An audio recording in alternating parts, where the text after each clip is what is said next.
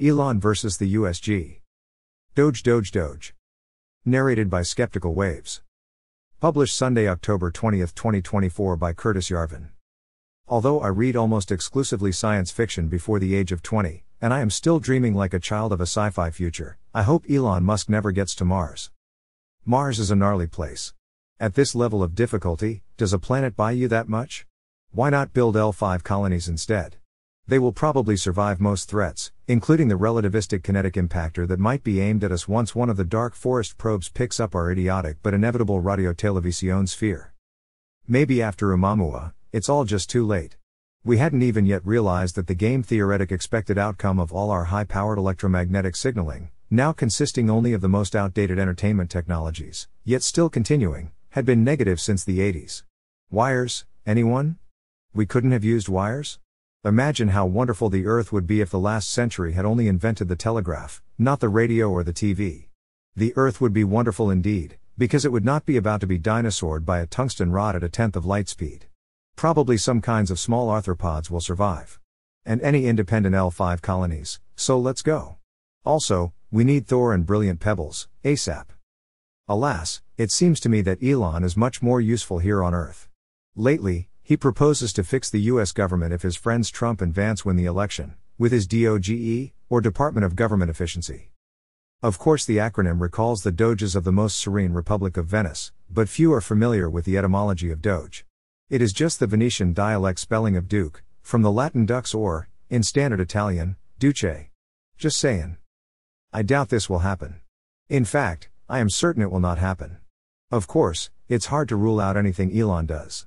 Is it possible that Elon, like one earlier Doge, will take Constantinople? No, one might say. But wait. Suffice it to say that I think it is more likely that Elon will take Constantinople, than that he will fix Washington. The 95er. I was recently in Paris and learned a wonderful term the kids use there, the 95er. This is like the libertarian version of the 68er, the notorious soixante-huitard, father of the noxious, unctuous, and increasingly toxic bureaucracies of the triumphant new left regimes that today are grinding the world under their toes. And the only generation with the stature to defeat them is asleep in the light libertarian internet bliss of 1995. What's neat about the idea that, if the Republicans win, Trump will appoint Elon to fix the government, is that, like my vision of Elon taking Constantinople, perhaps with some kind of airship-borne FPV robot army, it exists entirely in a fantasy world. This is of course the fantasy world of the 95er. Which has more in common, I feel, with the fantasy world of the 68er, than it thinks it does. This fantasy world is the world that most Americans vote in. They seem relatively okay with that. Even despite the experience of the last Trump administration, we all seem convinced, on both sides, that electing Trump in 2024 means electing some kind of American Mussolini. Republicans and Democrats increasingly agree that they are voting on fascism, for or against. While I kind of love it in a way, it is the most ridiculous, and ahistorical, thing in the world. It is a complete, total fantasy. Nothing of the sort is happening or could possibly happen, for better or for worse. But in this ridiculous fantasy world, it makes perfect sense to elect Donald Trump and have him put Elon Musk in charge of the US government. Sure. I love it. Let's go. The question is not whether or not this will work. The question is, when it doesn't work, what will happen? Or maybe, when it doesn't work, what will Elon do? Perhaps this is the point where options like Constantinople start to open up. Let's look at what he would learn. Of course, it's kind of puzzling, because you'd think he knew these things already. Especially with respect to the state organ that does basically kind of the same thing as him, NASA. From NASA to SpaceX. Surely, if Elon can fix Washington, he could start by fixing NASA. Suppose he wanted to turn NASA into SpaceX? Many aspects of the governance of America are every bit as important as SpaceX, yet have no SpaceX, only a NASA. Only a DMV. Moreover, if the IQs of federal employees were calculated agency by agency, surely NASA would be well near the top. It's always easiest to work with smart people, especially for Elon, who doesn't have much experience managing DMV ladies. Why not have Elon wet his teeth on the relatively easy problem of NASA? Maybe by having Trump appoint him as the NASA administrator? Once he has made NASA work as well as SpaceX, he'll be ready to take on the rest of DC. Sure. I think this would be an excellent way to start. Of course, what he would find is that the NASA administrator does not actually have the power to fix NASA. He does not have 1/1000th of the power to fix NASA. He is not at all in charge of NASA, the way a CEO would be in charge of NASA, that is, given $25 billion a year and told to explore space with it. He is a purely reactive, even decorative, fixture, who is sometimes given decisions to make. As a decision maker, in fact, he is more a judge than an executive. Yes, some of these judgments are real, and matter. If Elon made all these decisions correctly for 1,000 years, he would not even come close to fixing NASA. Reactive management is not management. It is not even power.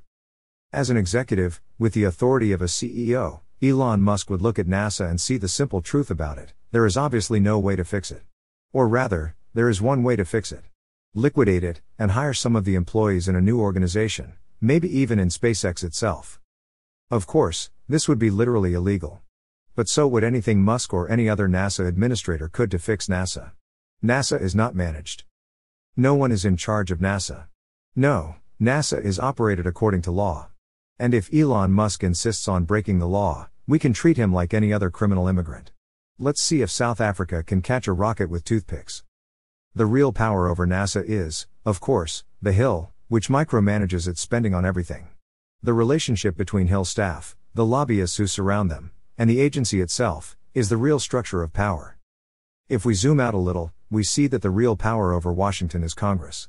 The fantasy world containing Elon and the voters, one hallmark of the 95er is his belief, totally unfounded so far as I can see, in the principle of Vox Populi, Vox Dei. Sadly, Elon, the hoi polloi and the elites can both be out to lunch, is a fantasy primarily in one way.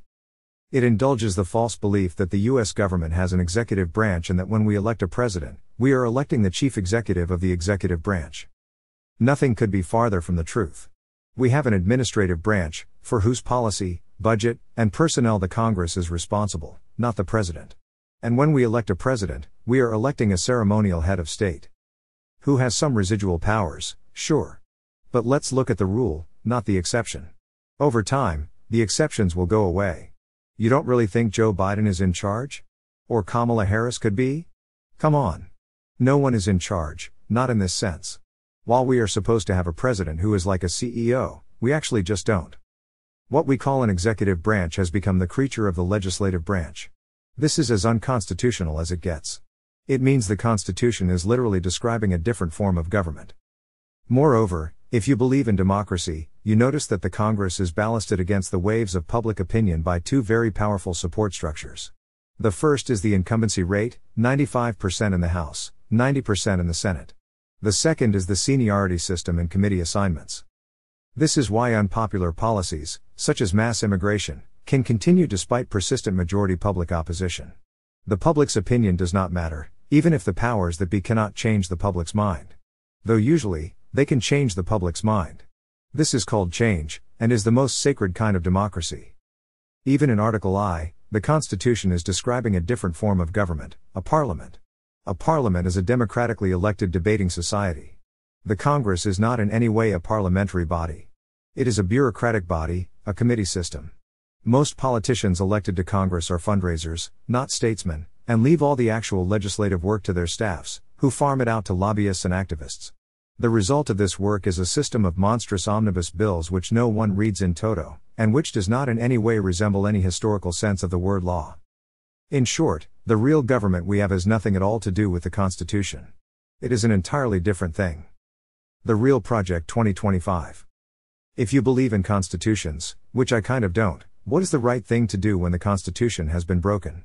When its plain letter, which indeed states that the federal government has a CEO, who is the president, no longer operates. Most people would say, the right thing to do is to correct the error, and restore the Constitution.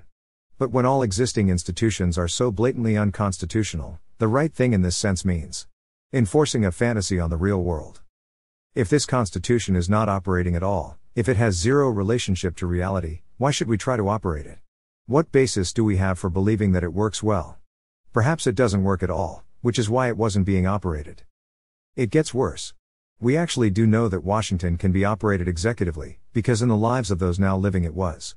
FDR was a real CEO and ran the executive branch like an executive organization. To really learn why this is not possible today, learn how FDR did it.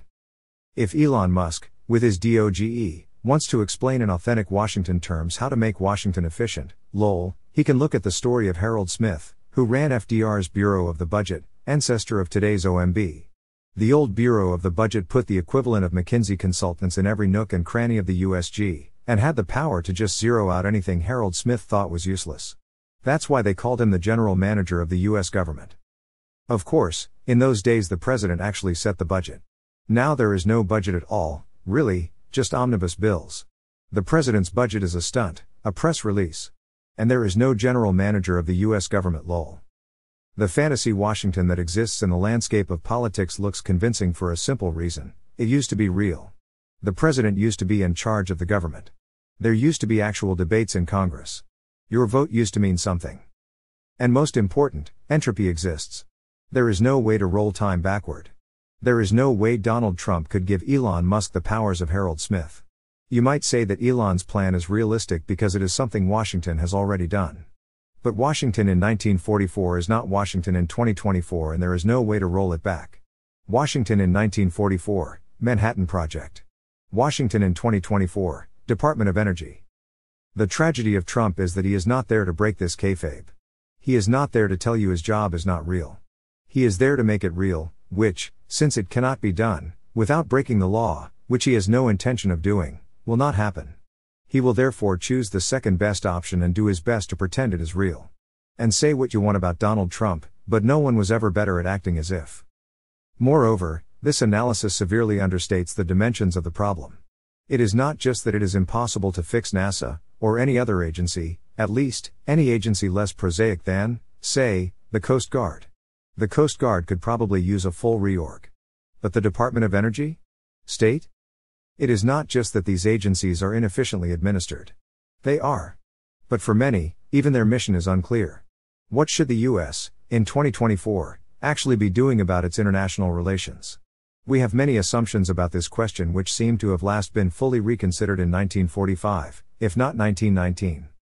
What Elon will learn, I hope, is that the question of how to manage NASA, and the question of how to govern the United States, can only be answered from first principles.